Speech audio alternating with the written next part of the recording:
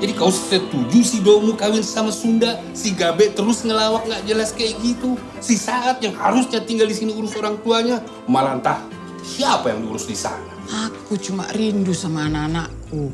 Memangnya kau pikir kalau kita berantem macam gini bisa bikin anak-anakmu itu pulang? Kenapa harus sih, Mak? Mau Batak, mau Sunda, kan sama-sama manusia, Mak. Kau itu anak pertama, Ma. Kau yang melanjutkan marga.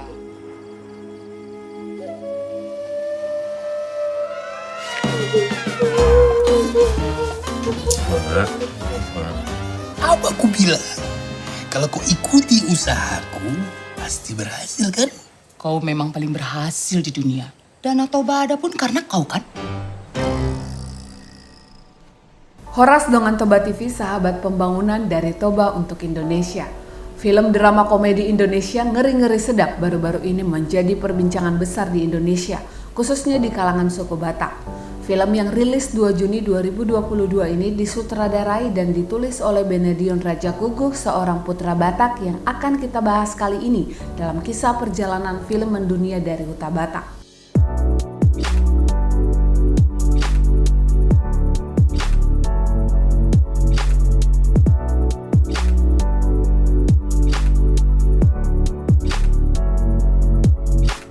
Film berlatar suku Batak ini sukses di perfilman nasional, bahkan masuk dalam daftar top 7 dari 10 film dengan rating terbaik di dunia versi Letterboxd.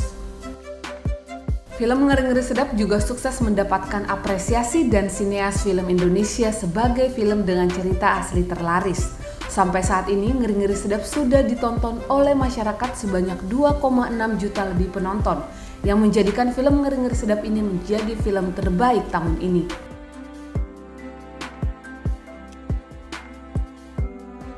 Film Ngeri-Ngeri Sedap bisa dibilang sangat membanggakan. Di tengah pandemi yang baru mereda, film ini membawa fase baru bagi pegiat perfilman Indonesia. Juga cerita menarik di balik pelaku usaha dan bidang lainnya yang mendapat dampak positif, menjadi salah satu berkat besar untuk film ini. Cuaca yang unik dan indah dirasakan oleh para kru saat syuting film Ngeri-Ngeri Sedap. Dan bagi suku Batak sendiri, film ini menjadi sangat spesial, berbeda dari film-film lainnya. Film Ngeri-Ngeri Sedap karya Benedion Raja Guguh ini merupakan film yang sudah lama beliau inginkan. Ide yang ia cetus sejak tahun 2016 akhirnya terbayar puas sejak awal film ini rilis. Benedion Raja Guguh yang mengawali karirnya sebagai stand up komedi yang kemudian bergabung dalam pembuatan film-film nasional. Langsung saja kita ulik film Ngeri-Ngeri Sedap serta mengenal lebih dalam putra Batak yang satu ini, Benedion Raja Guguh.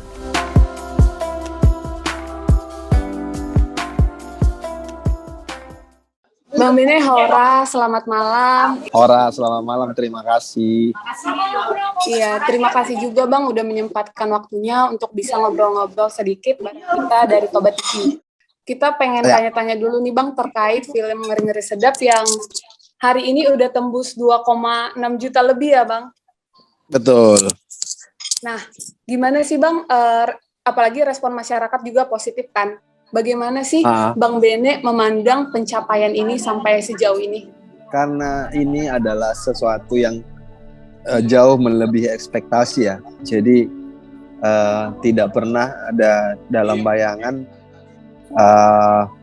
ini akan ditonton seramai ini dan akan menjadi perbincangan sebanyak ini. Jadi setiap hari itu masih bingung kadang. Ini dan ada rasa-rasa kayak ini beneran gak sih gitu, kayak karena responnya tuh sangat-sangat jauh melebihi ekspektasi dan setiap hari selalu ada banyak kabar-kabar gembira berdatangan yang kita akhirnya menjadi bingung gitu loh, kok gini lebih ke situ sih, jadi kayak kaget mulu gitu.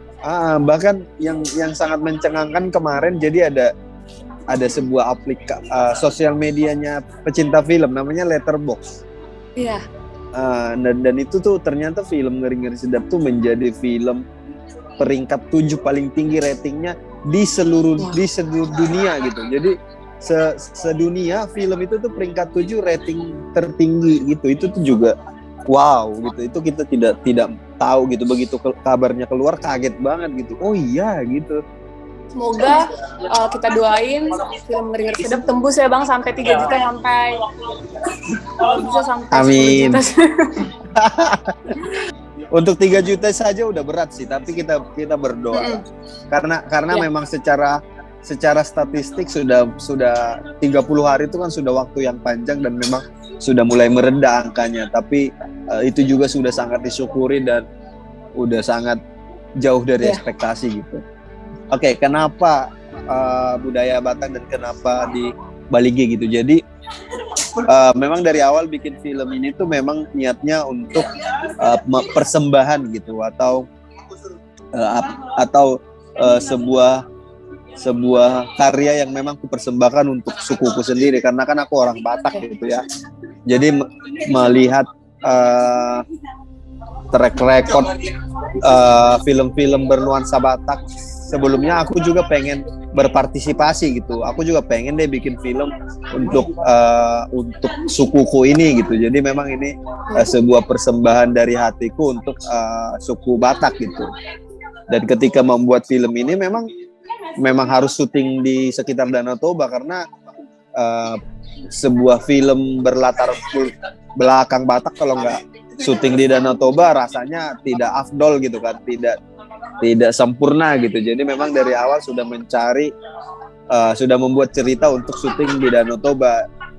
Lalu akhirnya aku mengadakan riset kira-kira di mana tempat yang paling enak untuk mengadakan syuting, dan dari geografis, infrastruktur, keadaan alam, akses, kayaknya memang paling memungkinkan waktu itu adalah Bali G karena Bali G sudah cukup maju daripada kota-kota di sekitar atau daerah-daerah di sekitar, juga dekat dengan akses bandara, ada set atau tempat-tempat yang pengen disuting itu tuh ada di sana dan ada sebuah dan sudah terkenal lah gitu. Jadi ketika syuting di Balerong tuh orang udah tahu ini Bali G gitu. Jadi ada tempat khasnya gitu. Dan itu tuh membuat kayaknya memang harus syuting di Bali G sih. Jadi kita akhirnya mencari tempat-tempat yang cocok untuk syuting di sekitar Bali G karena kita merasa Bali G itu paling cocok untuk akomodasi dan segala macam, karena mungkin di tempat-tempat lain ada hotel juga tapi yang hotel pilihannya banyak dan aksesnya mudah. Kayaknya Bali G gitu sih. Ya, berarti bermula dari ketulusan hati Bang Bene untuk mempersembahkan sesuatu untuk suku Batak ya Bang ya? Betul. Nah, aku juga mau nanya, ada kesulitan nggak sih selama proses pembuatan film Ngeri Ngeri Sedap? Dan bisa di-share sedikit nggak Bang? Khususnya pada saat melakukan produksi film di Bali G.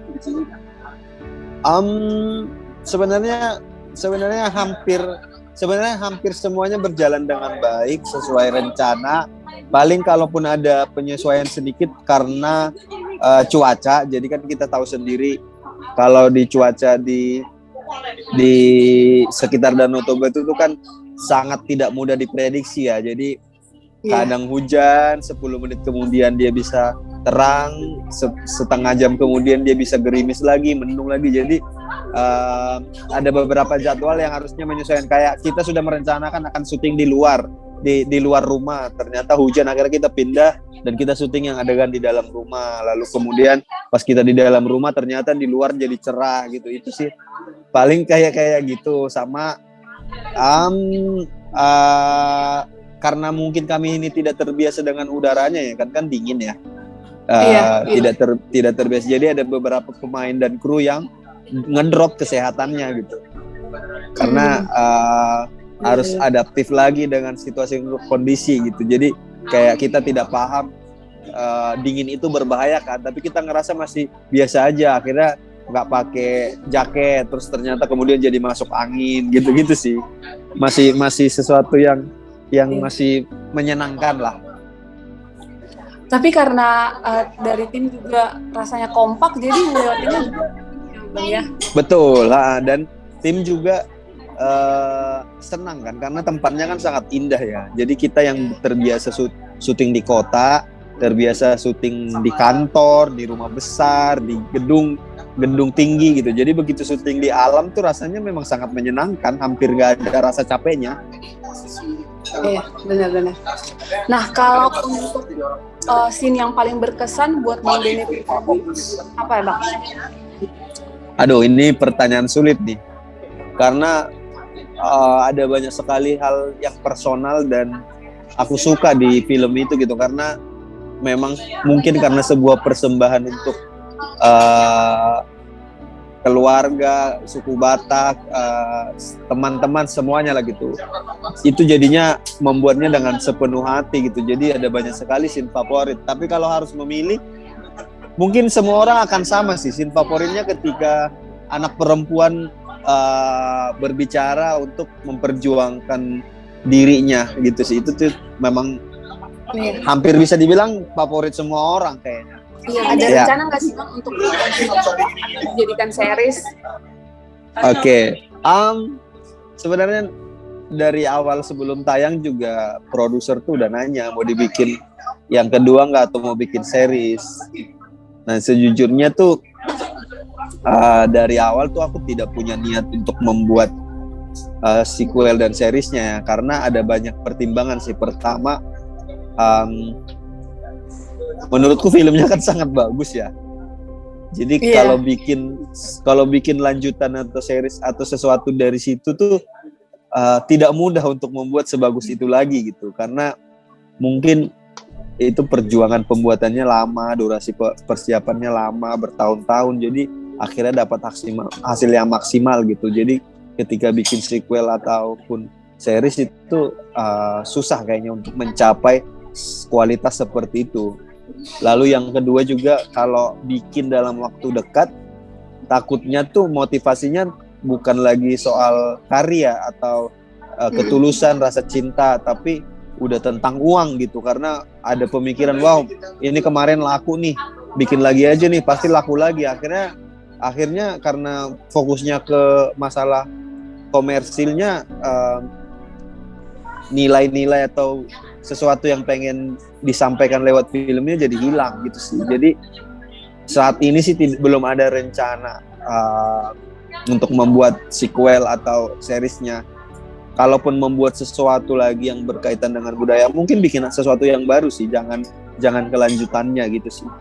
Iya, berarti sampai sejauh ini belum ada rencana ya Bang? Belum ada. Tapi kita ada. berharap sih bisa lihat Bang Boris, Bang Jegel, Bang Lolo, sama Kak Gita satu frame lagi tuh udah kayak matching banget mereka.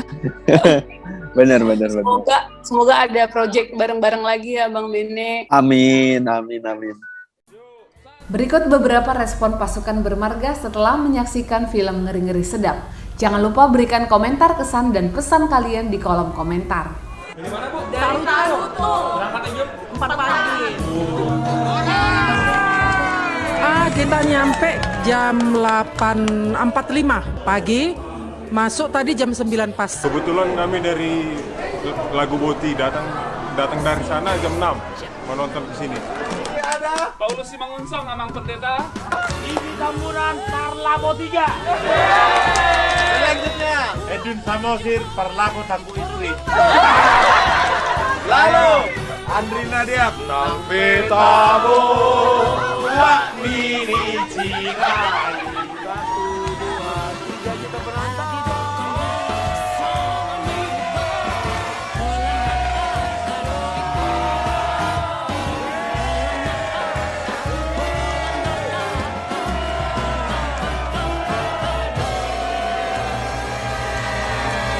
Saya menitikkan air mata.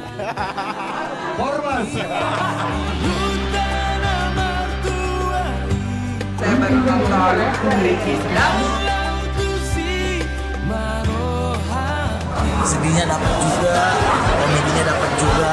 Gua akuin Bene jenius, mantap Ben. Film ini merupakan film komedi situasional dan romantis, dan harapannya semua menonton mulai tayang tanggal 2 Juni yang akan datang. Kami di Siantar sudah nonton.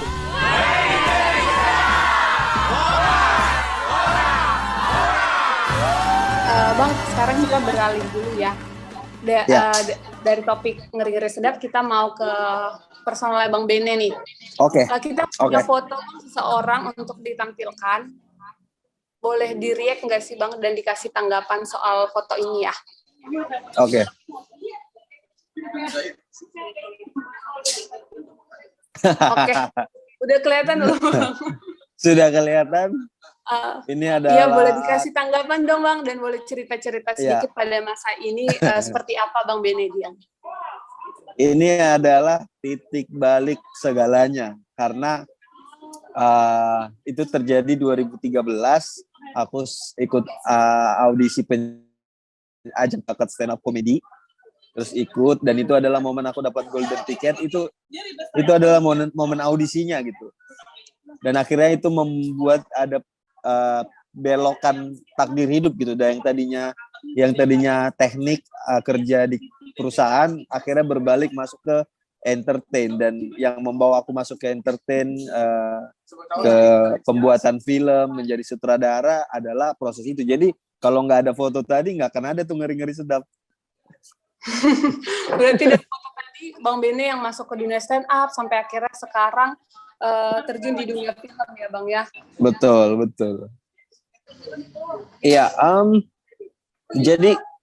jadi aku tuh juga dulu tidak sebegitunya sebegitunya mengerti, memahami, tertarik dan mencintai budaya Batak gitu. Tapi ketika aku kuliah ke Jogja, ketika aku jauh dari budaya itu, justru aku sadar bahwa ternyata budaya ini tuh unik gitu, karena ada pembandingnya. Jadi sebelumnya ketika aku kan lahir besar sampai SMA tuh di Tebing Tinggi ya, yang mayoritas banyak lah orang Bataknya, dan ketika itu tuh aku nggak ngerasa itu spesial gitu, karena sehari-hari sekitar juga orang-orang begitu, jadi tidak terlalu mengerti budayanya dan segala macam.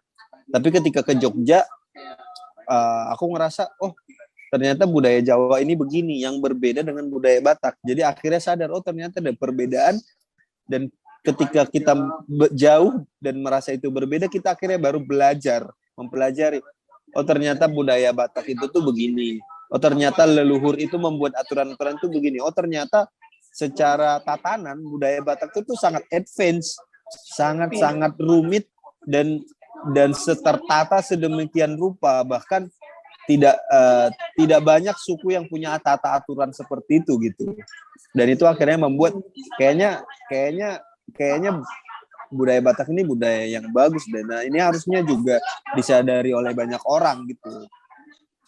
Apalagi kalau kita mau jujur ya, banyak sekali di kota-kota besar orang-orang Batak yang malu mengaku Batak gitu.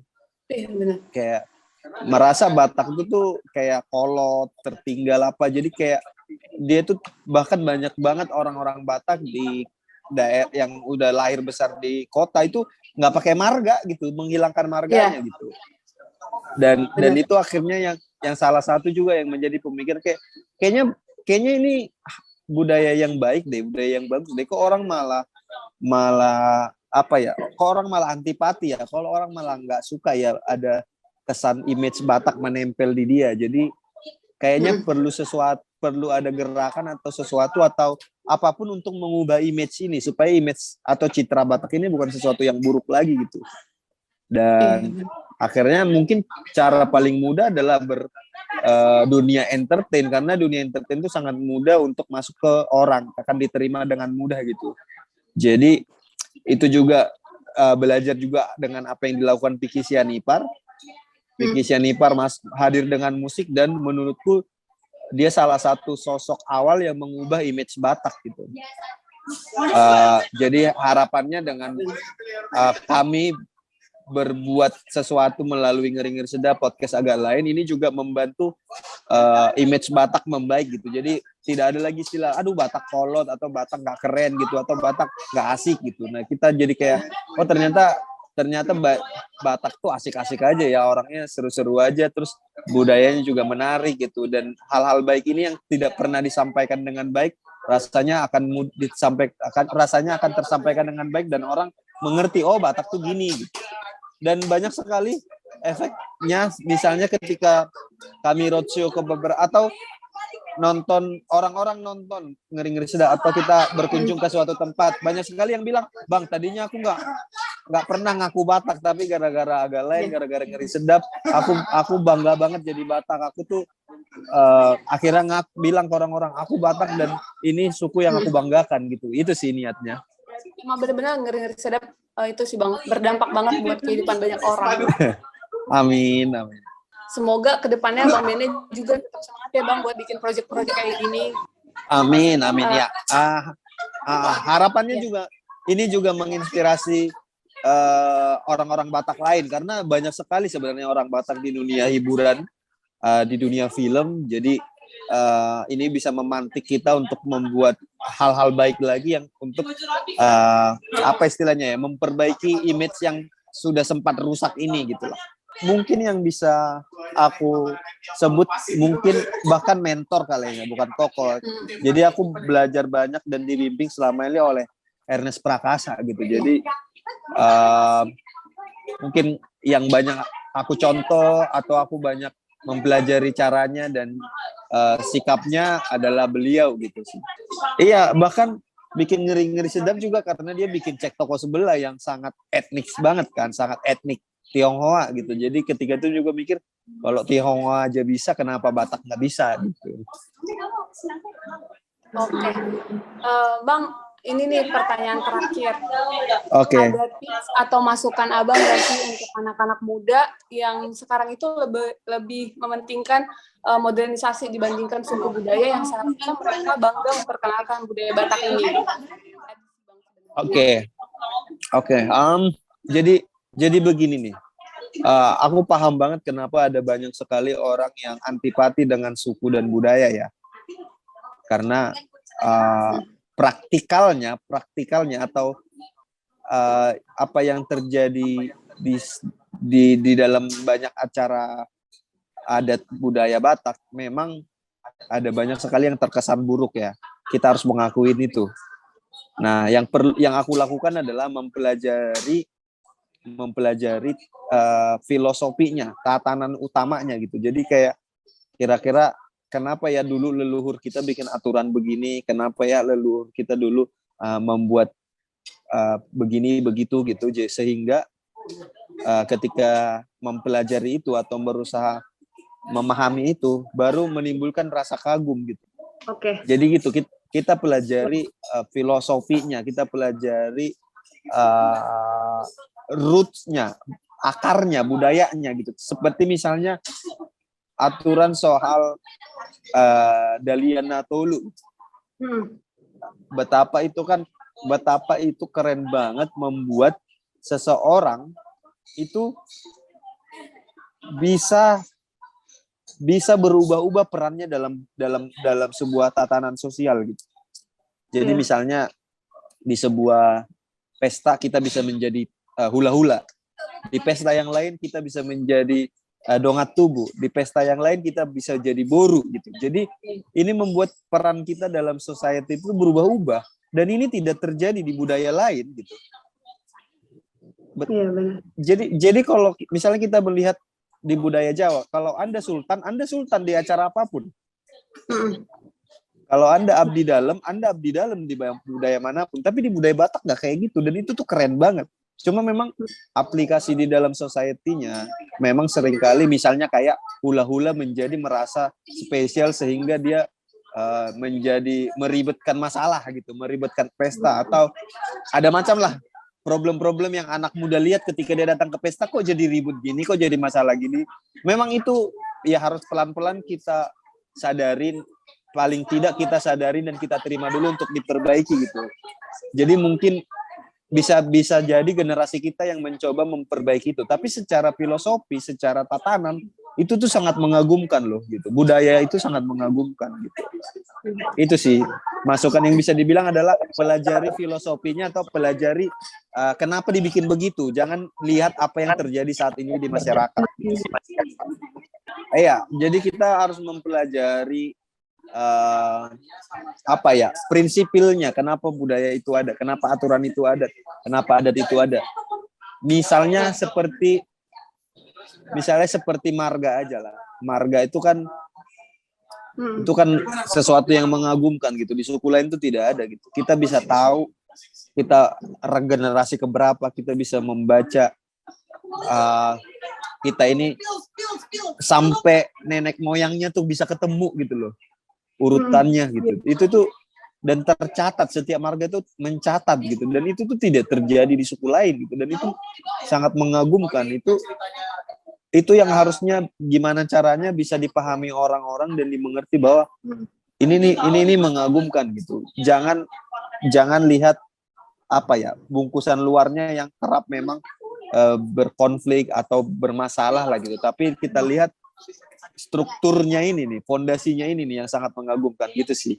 Bagaimana sih Bang Bene melihat perkembangan perfilman Indonesia, baik itu dari kualitas skenario, pemain, hingga sinematografinya? Film Indonesia tuh sangat mengagumkan sih beberapa tahun terakhir ya. Jadi film Indonesia tuh pernah sangat mengagumkan di akhir 80-an dan awal 90-an. Lalu karena perubahan bioskop ke televisi, lalu juga ada krisis moneter 98 tuh perfilman hancur gitu, dan akhirnya 2000-an awal riset lagi dari awal.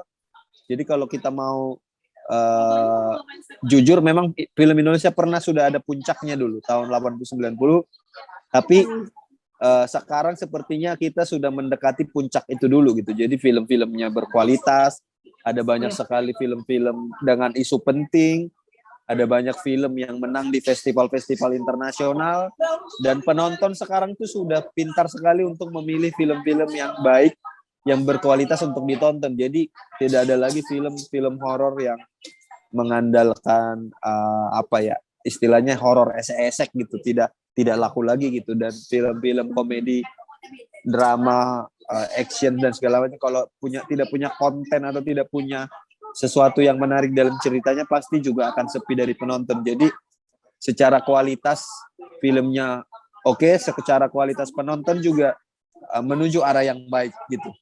Dan 2019 itu adalah puncak penjualan tiket film Indonesia yang sangat tinggi. Saya lupa berapa totalnya, tapi sangat tinggi, hampir 60 juta apa penjualan tiket untuk film Indonesianya.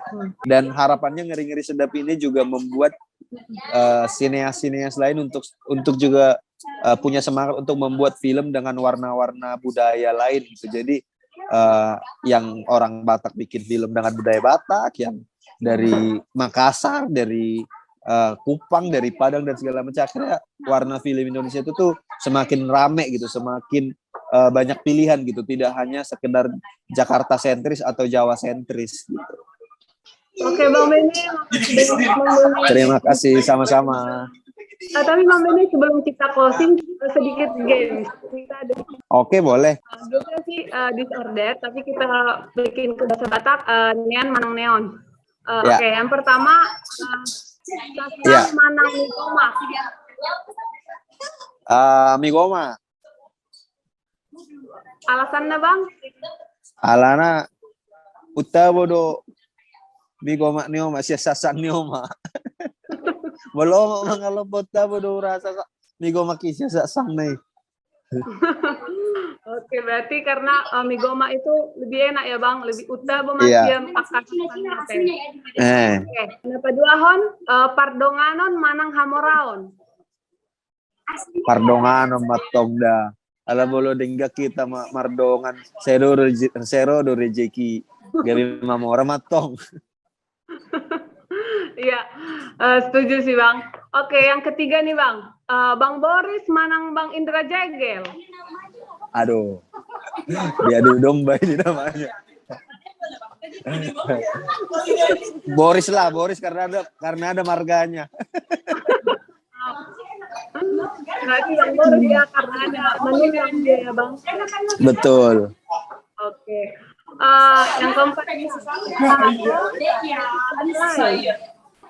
Aduh.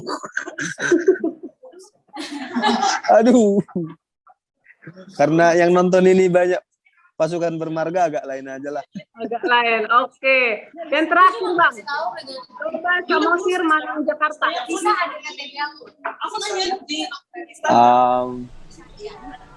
Samosir ya, Samosir aja lah. Karena enak. Berkali-kali liburan ke Samosir tuh selalu menyenangkan gitu. Oke, basicnya kamu sini Bang. Iya. Oke, Bang Benny, Oke, makasih ya. untuk waktunya. Usai sudah wawancara kita kali ini dengan Benedion Raja Guguk, kita berharap agar Benedion Raja Guguk dapat menginspirasi banyak pemuda-pemudi Batak dimanapun berada. Akhir kata, mari bersama kita junjung bangso Batak, bangso yang mengalir dalam darah marga kita. Sekian sajian Toba TV, jangan lupa untuk subscribe dan share channel Toba TV, serta follow sosial media kami untuk mendapat update terbaru. Horas Toba TV, sahabat pembangunan dari Toba untuk Indonesia. Horas Mauliate Horas.